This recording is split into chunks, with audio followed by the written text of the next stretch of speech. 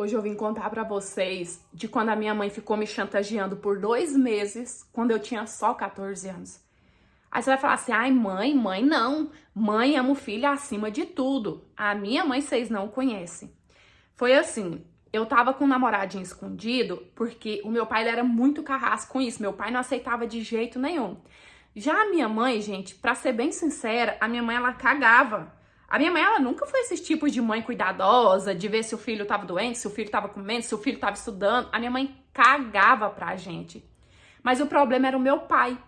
Meu pai, além de muito cuidadoso, ele que fazia o papel de mãe, ele era muito rígido com isso. Pra vocês terem uma ideia, a minha irmã era apaixonada pelo marido dela desde que ela tinha 19 anos e o meu pai só foi aceitar eles namorar com a condição que eles já ia ficar noivos quando ela tinha 22 anos. E mesmo assim, eles não podiam ficar sozinhos, não. Eu lembro que quando ele ia visitar a minha irmã em casa, era assim, ele sentava no sofá, o meu pai no meio e a minha irmã no outro sofá. E quando ele ia embora, era da porta pra dentro. Minha irmã não ia com ele até no portão, igual é hoje em dia, de jeito nenhum. Então, vocês imaginam só, a minha irmã tinha 22 anos e era desse jeito. Imagina comigo, que só tinha 14. E a minha mãe adorou. Porque ela ficou usando isso pra poder me chantagear, sabe? Ela sabia que eu tinha muito medo do meu pai, então ela ficava assim, faz isso. Se você não fizer, eu vou contar pro seu pai. Eu já ajudava a minha mãe. Desde novinha a gente sempre ajudou a minha mãe. Lavar a casa, lavar a louça, às vezes até fazer comida. Só que depois que a minha mãe descobriu isso, a minha mãe passou a não fazer nada em casa. Gente, eu virei uma escravinha da minha mãe. Eu lavava, eu passava, eu cozinhava, eu tinha que dar faxina na casa. Eu tinha que fazer as unhas da minha mãe, eu tinha que fazer bolo pra minha mãe. Às vezes eu tinha a sensação que eu tinha que pegar um tapete vermelho, forrar da sala até o banheiro pra minha mãe passar. Aquilo eu ficava com tanta raiva, que eu não vou mentir pra vocês, não. Tinha vezes que eu olhava pra minha mãe, eu sentia vontade de ir no pescocinho dela e apertar. Porque dava nojo. Gente, teve um dia, a minha mãe falou assim, tira as telhas de aranha. Lá em casa era daquelas teias, aquelas que é assim, eu não sei como que fala, sabe? Não é essas retas igual hoje em dia. Juntava muita teia de aranha, aquelas de barro. E aí a minha mãe pegou e falou, tira essas teias de aranha, tem muita teia. Eu falei assim, mãe, depois eu tenho que fazer tarefa agora. Pra quê? Ah, seu pai vai adorar saber. Já pensou o que seu pai vai achar quando ele ficar sabendo que você tá namorando? Você lembra quando que foi com a sua irmã de 22 anos? Imagina você que só tem 14, que nem saiu das fraldas ainda. Então dava nojo nas conversas da minha mãe. O que mais me deu raiva um dia, que fez eu ir na casa da minha irmã desabafar, foi uma vez que ela me fez invadir o quintal da vizinha pra poder mexerica. A nossa vizinha, que era fundo a fundo, ela era unha de fome. Ela tinha pé de mexerica, pé de caju, pé de manga. Gente, perdia, mas ela não dava pros outros. E aí, nessa época, o pé de mexerica da casa dela tava carregado. E ele dava assim, fundo a fundo com a gente. Ficava pouco acima do muro, sabe? Era um murinho bem baixo, daqueles de placa. Então, ficava assim, acima do muro, aquelas gaias carregadas de mexerica. E a minha mãe falou pra mim, vai lá e pede a fulana mexerica pra mim.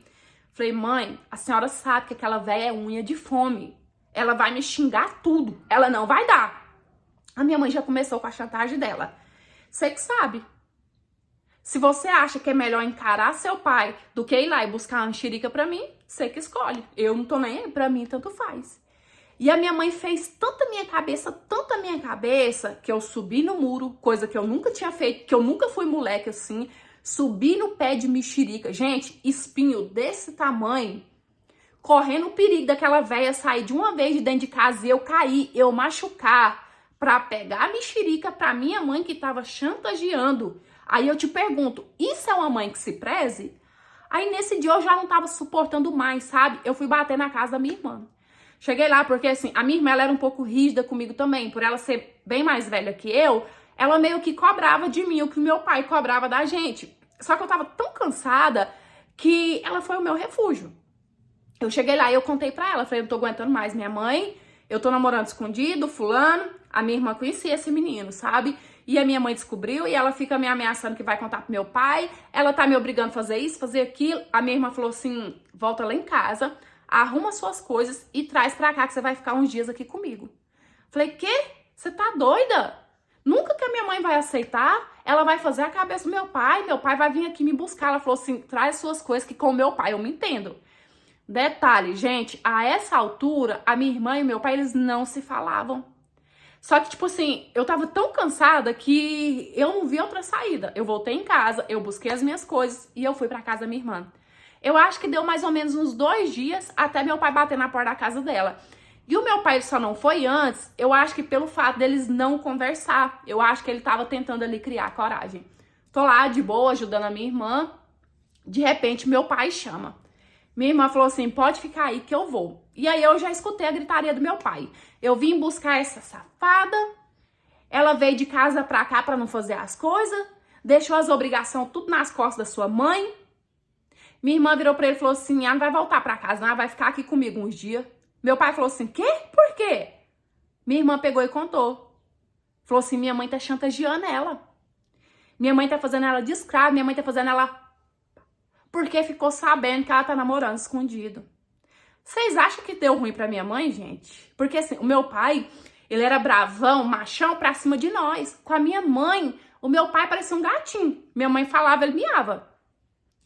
E tipo assim, por mais que às vezes ele não concordasse, a minha mãe conseguia fazer a cabeça dele. Então quem levou a pior nessa fui eu. Meu pai me deu uma surra. Eu já sabia que mais cedo ou mais tarde eu ia tomar essa surra e ele me fez voltar pra casa. Ele me obrigou a voltar pra casa. Não deu nada pra minha mãe. Como eu falei pra vocês, o meu pai não falou um A pra minha mãe. Só que também eu pensei assim, agora eu tô livre? Agora minha mãe não tem com o que me chantagear mais? Pera aí. Gente, eu passei uns dias, matando a minha mãe na unha. Tipo assim, pirraçando mesmo. Ela me mandava lavar uma vasilha, eu ficava, horas e horas e horas e horas pra ir lavar a vasilha.